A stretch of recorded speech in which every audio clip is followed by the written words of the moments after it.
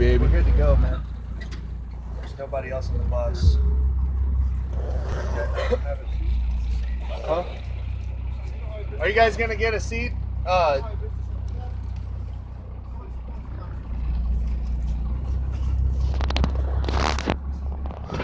you gonna sit down? Oh, yeah. All right. Everybody was sitting down. Everybody what? Okay. Yeah, everybody's still sitting. Except for Aquilino. Are you ready? Heck yeah, I'm over here too.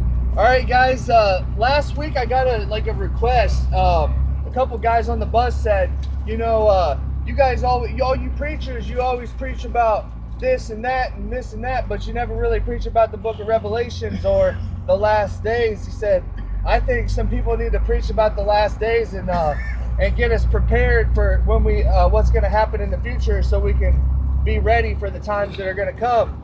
And I was like, you know what? That's a good point. So I thought about it. I wasn't supposed to do it this week. Andrew was supposed to, but he's been struggling. So everybody keep Andrew in prayer.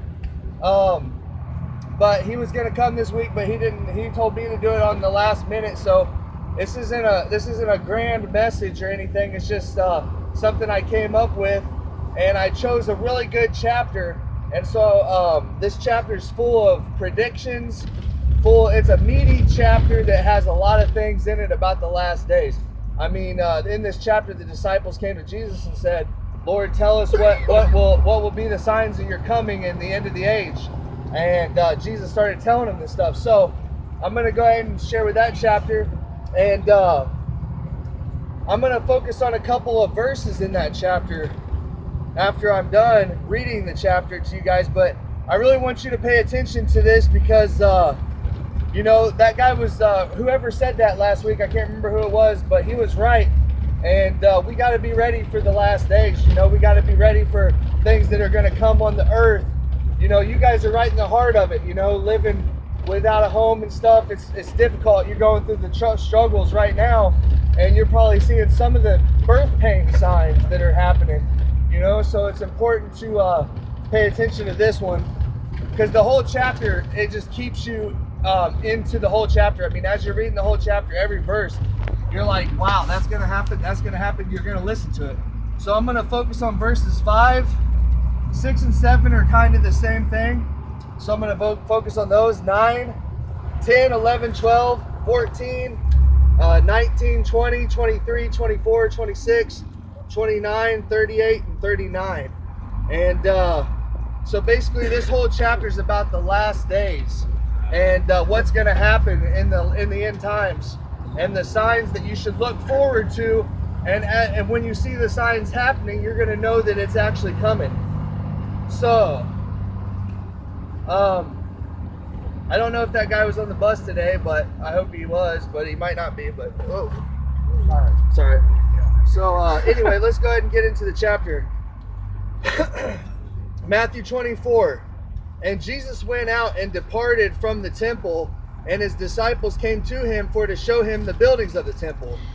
It's kind of like First Baptist, like, look at all these awesome buildings. Jesus is like, no, it's not the buildings you need to worry about, it's me.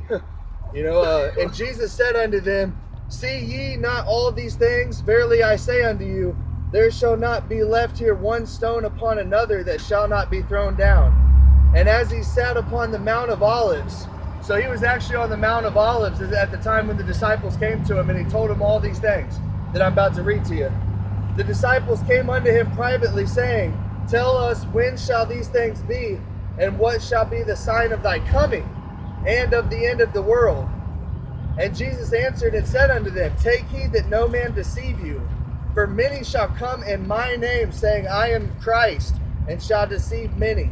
And ye shall hear of wars and rumors of wars. See that ye be not troubled, for all these things must come to pass, but the end is not yet. For kingdom shall rise against kingdom, nation shall rise against nation, and kingdom against kingdom. And there shall be famines and pestilences and earthquakes in divers places. All these are the beginning of sorrows. Then shall they deliver you up to be afflicted, and they shall kill you, and ye shall be hated of all nations for my name's sake. Then shall many be offended, and shall betray one another, and shall hate one another. And many false prophets shall rise and shall deceive many. And because iniquity shall abound, the love of many shall wax cold. But he that shall endure unto the end, the same shall be saved. And this gospel, this is a key verse right here. And this gospel of the kingdom shall be preached in all the world for a witness unto all nations. Then shall the end come. When ye therefore shall see the abomination of desolation, spoken of by Daniel the prophet, stand in the holy place. Whoso readeth, let him understand.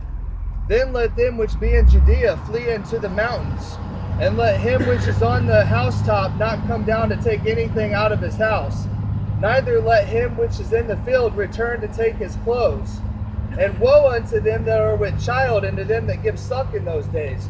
But pray ye that your flight be not in winter, neither on the Sabbath day.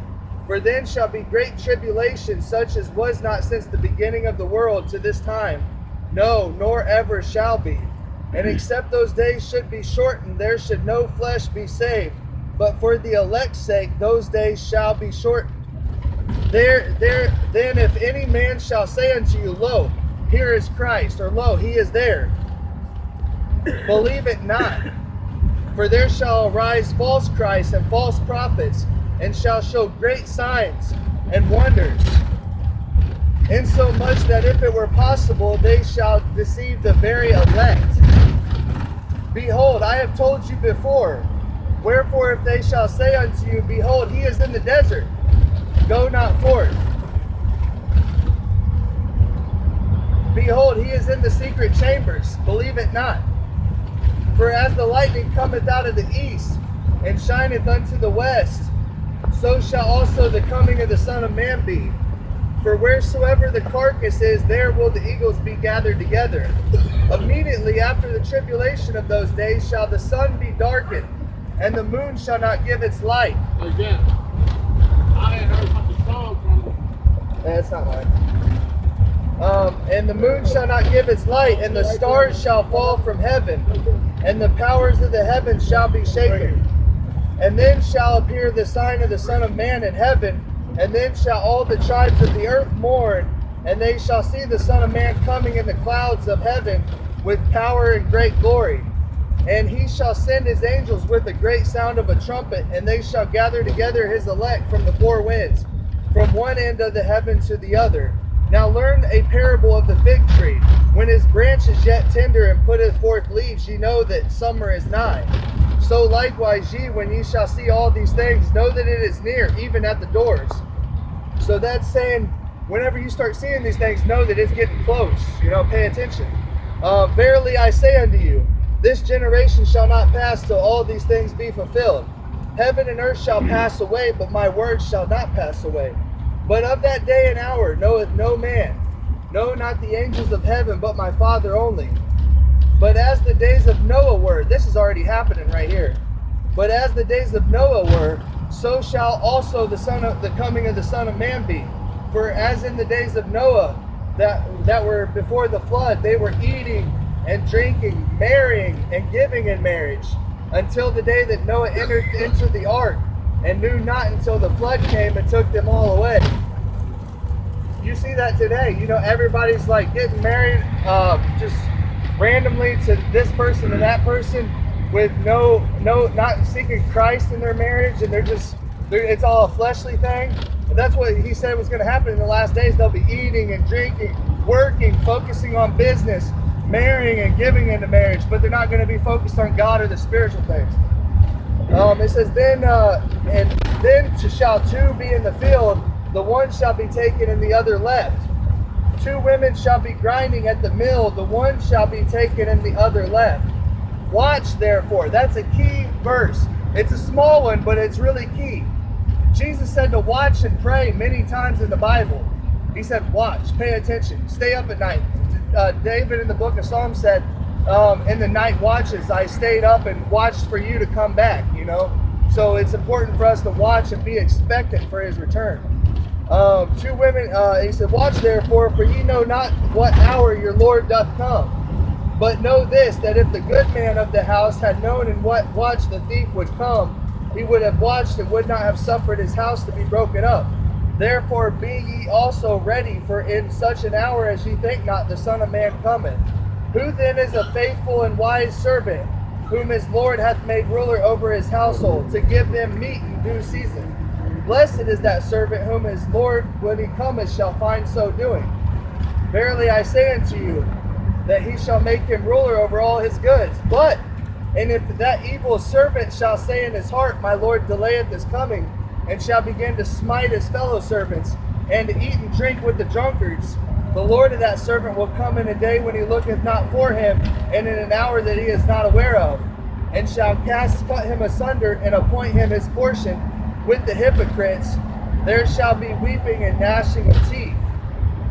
So that's real important too, because that's like me standing up here telling you guys about the last days. If I'm a faithful and wise servant, then I'll be doing this whenever Jesus comes back, and I won't be giving in to smoking weed, getting high, and doing dope and all that. You know what I'm saying? And beating you guys over the head and taking all your money and all that kind of stuff. I'll just be still ministering the word, out of a good heart. So verse 5 says, For many shall come in my name, saying, I am Christ, and shall deceive many. So when the last days come, be prepared for that. Many are going to come in his name. They're going to say that I am the Christ, and they will deceive many, the Bible says. So when you start seeing people arise and say, I am Christ, and they come in Jesus' name saying that, know that that's somebody you need to back away from, and you need to be focused on seeking God, because that's a deceit, that's the Satan. 6 and 7, And ye shall hear of wars and rumors of wars. See that ye be not troubled, for all these things must come to pass, but the end is not yet. For nation shall rise against nation, and kingdom against kingdom, and there shall be famines and pestilences and earthquakes in divers places. There's already been earthquakes in divers places, but it says right here that there'll be wars and rumors of wars. There's already been wars that have started, and there's rumors of wars right now. I mean, we got the rumor of the war in Afghanistan. We got the rumor of Korea. Korea was supposed to attack us with nuclear missiles and stuff, and we have many other rumors of wars. And it just seems like it's not going to decline. It seems like it's going to increase. So we should all be prepared for that. You know what I'm saying? And then he said, nation shall rise against nation, and kingdom against kingdom. So when the last days come, all these kingdoms and nations are going to rise up against each other. And there's going to be a bunch of wars, a bunch of battles. It's going to be hard times. It's not going to be a bowl of Cheerios, man. Verse 9, Then shall they deliver you up to be afflicted, and shall kill you, and ye shall be hated of all nations for my name's sake. Jesus already said that you will be hated by all men for my name's sake. So we're actually in the last days going to be hated even more. Everybody's going to hate people that are talking about the Word of God. They're going to kill them thinking that they're doing God's service, which means they're going to cut off our heads, stab us, kill us, persecute us, and they're going to be thinking they're doing the right thing for the Lord, but really they're actually persecuting God's people. So be prepared for that. I know it's a sad truth, and I hate to hear it too, but we got to be ready for it, Verses 10, And then shall many be offended, and shall betray one another, and hate one another. I don't know about you guys, but when I was into meth and I was into doing drugs, it seemed like everybody was betraying each other. You know what I'm saying? So the times are getting worse. I invite a buddy to my house that used to be in the Navy that got high on drugs, on dope, and every time he come over, he steals something I had. You know what I'm saying? He hit a lick on me. He robbed me, and and think it was funny. And everybody else that came over was always doing, deceitful, undermining, shady, crazy, psycho stuff. So, people are going to betray one another in the last days, even more so than that. So it's going to be pretty bad. Verses 11, And many false prophets shall rise and deceive many.